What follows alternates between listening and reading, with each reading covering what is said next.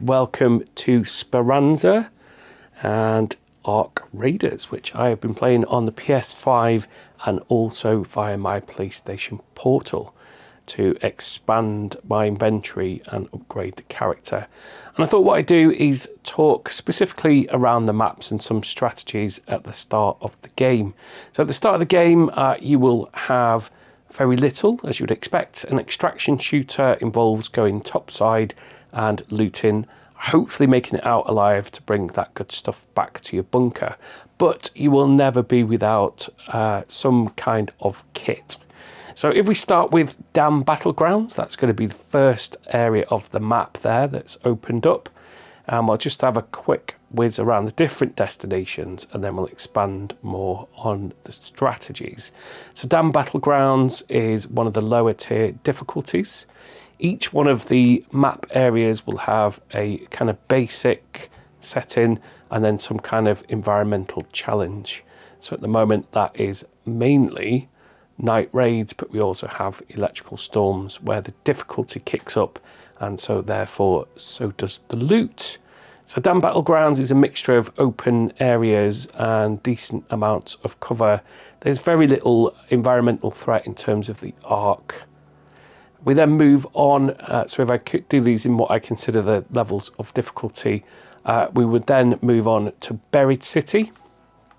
So this, as you would guess from the name, is a bit more close quarters. So there's lots and lots of kind of village type environments. There's some parkour elements there, lots and lots of cover, but that also means that the lower tier arcs, such as the spiders and the fireballs, are quite commonplace, and it can be quite easy to get bogged down in a confined space. So I do always recommend using the crouch button, because that doesn't bring as much attention to you, scoping out your environment and then seeing what it is you want to extract and get out with. I would then consider Blue Gate to be the next in terms of difficulty, and this is a combination of different things. So there are some kind of open areas that are a bit more rocky. There is, in this one, the main aim of this one, or the main attraction, is the Downed Ark. So if you've got a quest that involves searching Ark or retrieving components, this is the map for you.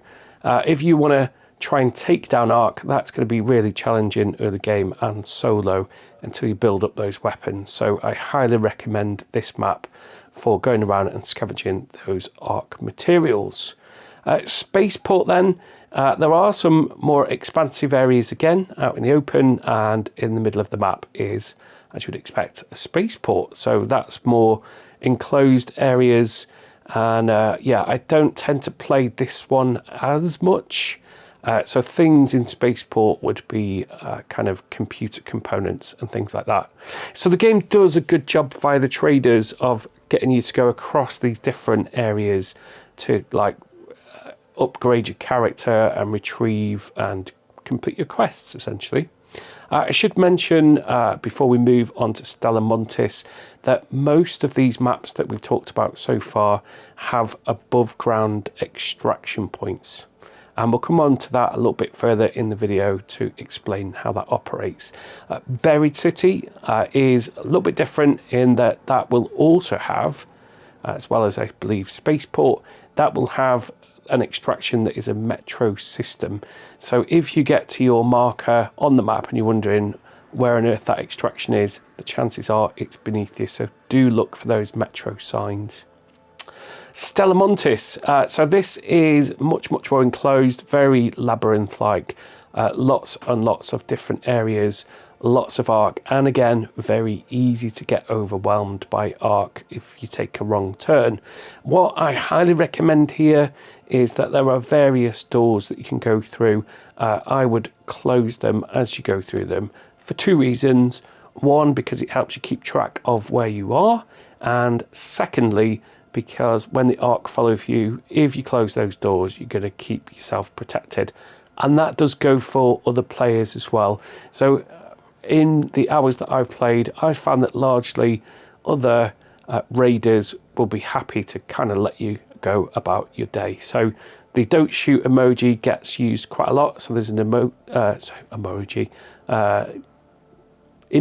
that's the word I'm looking for. So on the wheel, that's very commonly used to say don't shoot. Some people might ask you to team up. It really depends. Some people might say don't shoot and then shoot you in the back. But generally speaking, I haven't encountered an awful lot of exfil campers or much kind of player versus player action, for want of a better phrase. Stella Montis is probably the exception to that rule, in that there are lots and lots of different hidey holes, and you do quite often come across people with snipers, and they will be familiar with some of the mission tasks. So the mission tasks do involve retrieving some items that are always in set locations. A good example of that is Buried City. So one of those involves going into a pharmacy and retrieving a piece of equipment. And on quite a number of occasions, there were players that had taken up position across a part of that map to then get the player kills. But that's the game. Everybody plays it a little bit differently. It can be frustrating, but it just encourages you to stick with it and keep going. So yeah, that's a quick, very brief overview of the different maps and generally speaking what they have to offer. So let's start with Dam Battlegrounds. Once we click into that, that's going to prompt us to either create a custom loadout from what we have in our stash, or to go in with a free loadout. Now, the loadout that you extract with, if you do extract successfully, will stay with you for the next raid. So if you got some high loot items, I would highly recommend pressing the empty backpack button on the screen where it tells you the success of your extraction and how you've been rewarded with XP and those other good things. So I almost always exclusively empty the backpack into my inventory so that I can then make sure that I'm not taking anything precious back in that I've forgotten about. So what's in a loadout? Let's have a look. In terms of a loadout, we have got 2 slots for equipment. One of those is going to be for some kind of backpack with different capacities. Some of those are geared more towards looting, some towards combat, some towards healing. That will have some weight capacity in there, so you can become over encumbered, but you will largely get a number of backpack slots. So the better the loadout, the better the backpack that you take, the more you can carry. You'll then have a shield slot here, and the shields, certainly early in game, will just be light shields which you can regenerate during your playthrough, which we'll come on to in just a second. We then have 2 weapon slots, so it doesn't have to be a sidearm and a main weapon. You can have 2 weapons of any description, and then you're going to want to remember to put the right ammunition into your backpack. So that's kept quite simplistic. There is light ammo, medium and heavy. You then have some shotgun ammo, and further on into the playthrough there will be things like rocket launchers and electric weapons. So just to give you an idea, I've probably been playing for, I would conservatively estimate, somewhere in the region about 20 hours, mainly in solos with my partner. And at the moment, I've not got beyond the point where I don't keep my good weapons and not risk taking them into the raid. And I haven't yet got any electric weapons. I did buy a hull cracker, which is a grenade launcher. But again, I paid 10,000 for that and a bit scared to take it in with me. But that's the risk, that's the fun of the extraction shooter. The more you take in, the more chance you've got of making it out back alive, but also the more chance of losing it all. So other things, mainly consumables into your backpack here. Quick use slots, I tend to use those for bandages and other healing items. So what you can do is, if you're in your stash and you click on the square button, then if it's a quick use item, it very helpfully already puts in there. Top tip number 2, if you have put it straight into your inventory, you will have at the bottom left there the quantity that you've got. If you don't want to take all 5 bandages in, then you can hit your triangle button and split the stack. So you can split it into, as we've done there, into 3 and then 2, and just take 2 in with you. So you can do that with any of your inventory items.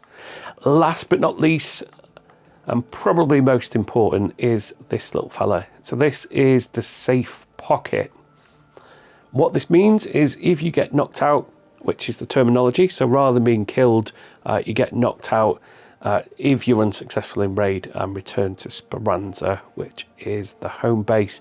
Then if you have a safe pocket, whatever you put in there is going to make it out with you. So if you're going in for a specific task to retrieve something in particular, get that into your safe pocket as soon as humanly possible, because that guarantees that you're going to make it out with it. Understandably, a free loadout, which we've just gone across, will not have a safe pocket. It will always provide at least one of the items. So it will provide you with some looting capacity, it will provide you with a shield, a weapon of some description, ammunition, and some healing items. As you can see, it doesn't show you what you're going to get there, it just shows that you've got a basic loadout. So let's go ahead and ready up. And we're going to get the little countdown timer there before we join a raid. And down the left hand side there, we got 2 different things. We've got feats that we're rewarded for, so those are in-game actions, and then we've got our quests that we've taken from traders. I basically make every quest active because you just don't know what you're going to come across in the raid. I'm hoping that I did click on Damn Battlegrounds there, and not one of the more difficult maps. But either way, I can talk to you about strategy, certainly in game. So thankfully it looks like we are in Damn Battlegrounds, and we can head over to our map. This, I don't think it is. Anyway, the tactics can be the same. If you just go in on a basic loot run, then best thing to do is to look for your nearest exit and set a waypoint for it. You can see there that it's got a timer next to it. That's how long before it actually closes. And by clicking on your your right thumbstick, you can set a marker like so. So that means we've got a heads-up display here that tells us how far that extract is. When we are dropped into a raid, we're largely going to be dropped in to one of the less challenging areas. And so we can just go about looting absolutely everything. Obviously, that's not going to be top tier stuff at this point, but it means that we can stock up on the the main consumable items. So we'll just have a little wander around here. And you can see there's a heads-up display that gives you the opportunity to breach and search. You can upgrade the speed that happens with and the noise that you make, because the noise is going to attract ARC, the robots, and of course other players.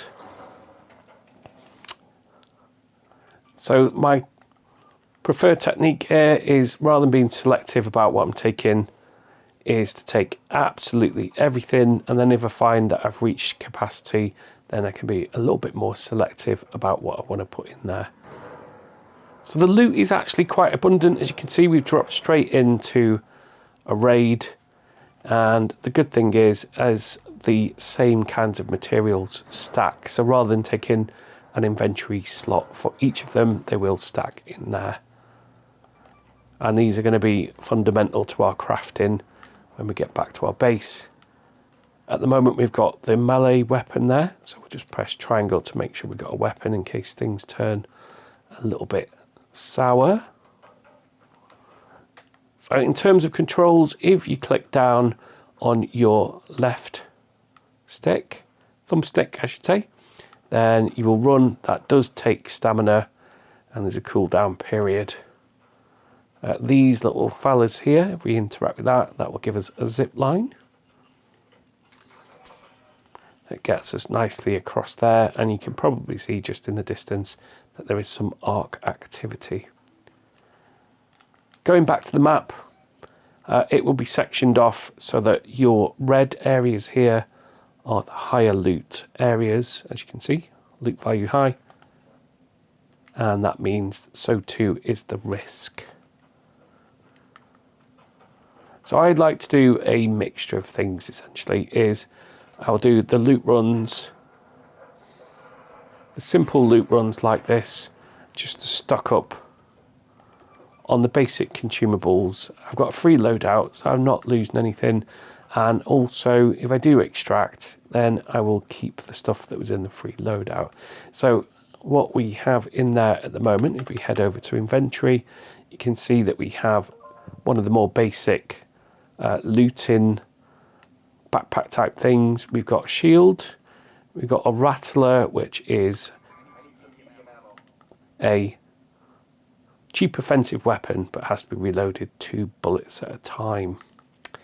We've then got some of the things that we looted, but we would have started with some medium ammo to get us through the raid. We have 2 bandages, a door blocker, which keeps doors open. I don't really use them. A grenade, and this is a shield recharger. So as well as our energy, we're going to have a shield limit when we take damage. So rather than going across there, although we do need to head that way to our extract, I'm going to take this on foot just to see that there's not more loot options on the way. So as you can see, we got bits of cover dotted around. Graphically, it's a really nice game. And what I would say is the sound design is absolutely astounding. To the point when I've played this with headphones, it just takes it to a new level, because what you're listening out for when you're not talking over it, as I'm doing now, is environmental noises that give you an idea of where the threat is. So that is spatial audio, and with the headphones on, you hear absolutely everything, so you're just consistently on edge. So we looked out with this spawn here, because over here, although we've got 2 Ark patrolling it, that prism type shape over there, that is going to be our extract point. And so when we head over, we will essentially activate the extract, and that's going to have a countdown period. So it's also going to attract the Ark as well. So there's usually some kind of cover around, so I'd recommend activating it, finding some cover, and then once it's open, so it will flash amber whilst it's waiting to open, it will flash green once it's available for an extract. So we'll just finish off looting this particular area. And we're starting to build up. So we've kind of started to exceed our inventory. So it's time to have a look at what we've got and what we might want to get rid of. So in terms of, so I'm going to drop the metal brackets, because over here these light gun parts are excellent crafting materials. So what you can do is, as you go through, just press square on anything that you've already got on your inventory that's a stackable item will automatically stack anyway. It's always worth seeing if you can squeeze that extra bit in. And so that is certainly early game. That is my strategy, is once you've loaded in, mark your extract, your nearest extract as soon as you can. So we'll just activate this, and you can see that that will make some noise, which will probably attract those to Ark over there. So what we'll do is we'll just seek out some cover here. And what I would say is, wherever you can, just avoid engaging with the Ark, because the basic level weapons, the reload times are terrible, and it will cost you dearly. So I'm just going to close this door here. So the Ark will be in a kind of search pattern. When they are blue, they're just scanning. When they are amber, it looks like he's looking for me. That means that they've kind of sensed you. And when they're red, that means that they're actively engaged. The AI is very intelligent. And if you think that you can find a nice little corner and wait for them to pop their heads out and take them out, then you will be disappointed. They are very, very good. Is that open? Very, very good at repositioning. So because it's green, there is a threat here from the Ark. Oh, as you can see. And I'm going to want to get in here and press this straight away. And I'm getting shot while I'm doing it, so this might go terribly wrong. Oh, that did not work out well. So we'll still be able to get out. That will actually work out quite well for me to explain that. Is that once you get hit a number of times, if you don't top up your energy or your shield, you will get knocked down, as we just showed there. And that will mean that any inventory items, any weapons, anything like that becomes unavailable to you. All you can do is hope that you can crawl to the nearest extraction point. In this instance, we were very close to the extraction and we were able to hit it and extract successfully. So, as you can see here, we've got a little trail of what happened in the raid. Not very much. So we spawned in, looted some items and got out again, albeit nearly got killed. Once you are knocked down, then the Ark will no longer actively engage with you. So you're not going to take more damage unless it's by other players. So there we have it. There's a raid, a basic raid in Ark Raiders with a free loadout. We can get in, we can mark our extract, and we can get out, hopefully. It will then, as we show here, it will show us what we've got in our backpack. And as I mentioned earlier, I highly recommend hitting triangle to unload all those items into your inventory. You'll then get a little on-screen prompt of what you achieved in the raid and how you've been rewarded. Then it's back to Speranza. So whilst we've been out on the raid, our good friend Scrappy the Rooster will have been out collecting resources for us. So whenever there's a point requiring action, you'll see that little yellow circle going round, prompting you that there's something there that you need to address.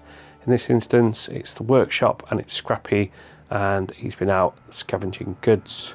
You can train Scrappy, and he's going to require increasingly rare things from around the environment to be happy and get upgraded, and that means that it will go out and collect more in between your raids. So we can go up to claim those materials, and then those items will have gone into our inventory. The reason they've not all gone into the stash is because we are, I think, well, we're not quite at capacity. So you can expand your stash. It becomes increasingly expensive to get those extra 4 slots. As you can see, I'm up to a point where I need 200,000 coins to be able to get those extra 24 slots. What you can do is, with your inventory, you can do a couple of different things. So if we head over to the door blocker, because I don't use them, if we press the triangle, then we can either, the main two things are sell or recycle.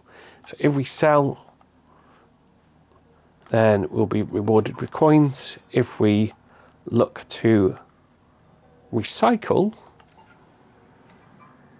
then it will tell us what we will get from doing that. So you can see there we'll get some chemicals and a magnet. So I'm going to actually sell that one. And that is a good way to make sure that your stash isn't getting full up with low tier items.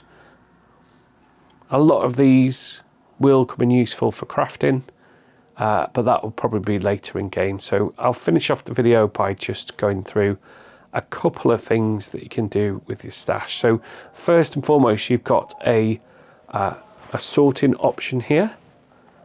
So you can sort by value, and you can see there that that yellow thing indicates that they are special or epic items, and so are much more valuable.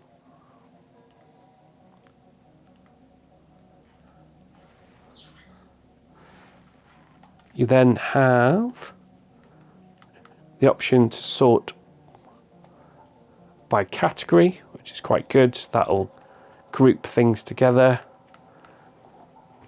Rarity, and last but not least, names. And you can also go through the side menu here to be able to narrow down to just those types. So we've got our augments, shields. So we've got light shields and medium shields. The light shields are easy to top up with the shield recharger. As you can see, the medium ones need a little bit more. So you get the idea there. Weapons, ammunition, mods for our weapons, quick use, keys which you can collect from around the world, around the environment. So those will be a combination of access keys to lock doors, and these ones are very useful. So a raider hatch key means that, as well as those extract points that we saw, there are also raider hatches dotted around the map, and you won't be able to access them without a key. Where they are good is obviously it increases the extraction options that you've got, and also I've not actually used one, so we should probably do a video where we do that. Is that I believe that's an immediate extraction rather than waiting for that countdown that alerts the Ark there, as we saw, and other players. So there we have it. That's the kind of strategy, certainly in game, of low risk, going in with free loadouts, setting your marker and extracting, and then just other things that the game offers is the quests, where you can see there that you've got to reach a warehouse on a particular map. That does a good job. There's a bit of a story arc linked to it as well. So as you go through some of these tasks, there'll be little cutscenes that talk about some of the lore and some of the things that came before it. So that is linked into the traders, who will have items specific to them that they can trade with you. So you can see there's a raider hatch key that we can buy for 9,000. And they will also set quests, and we can cycle through them. So I think it does a good job of encouraging you to get out across the different maps. What I've found with extraction shooters personally is that there can be a bit of a mixed bag. So rather than a sandbox where you're getting dropped in with lots and lots of different skill levels and getting headshotted straight away, it's by no means easy, but it does ease you in just a little bit. So I do believe there's some matchmaking there in terms of skill levels. And with extraction shooters, and when I talk about this, I reference VR ones in particular, like Ghost of Tabor. Pretty much every other player in the world wants to kill you and loot your stuff. Whereas this, I found, is a lot more friendly. So there are some options. There's some local chat options with your squad. You can also, I think there's an open mic, but most of that tends to be via the emote wheel, where there's a couple of presets, kind of, do you want to squad up, don't shoot, things like that. So with that, rather than make a huge video about all of the different crafting options and different aspects of the game, I thought I'd focus just upon that. I hope that's been useful to you. I hope you're enjoying playing through Ark Raiders as much as I have. And if you have any hints, tips, please do share them. If you've enjoyed the video, as always, a thumbs up lets me know. And